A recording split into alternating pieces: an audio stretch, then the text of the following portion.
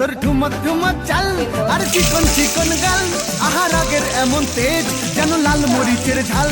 ওরে বঙ্গলালো না তোর হয় না তুলো না, তোর মন রাঙাতে করবো যা তুই চাস একবার যেই।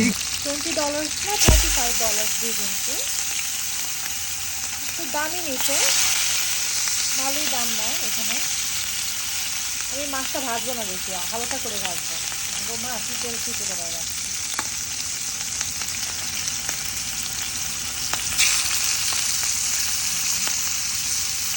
দিয়ে দিব একদম সবগুলো একসাথে, আমি অনেক ভয় পাই।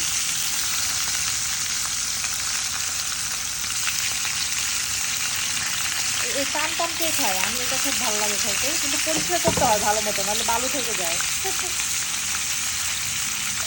বাংলাদেশে এখন ইলিশের দাম কত আমাকে জানাবেন।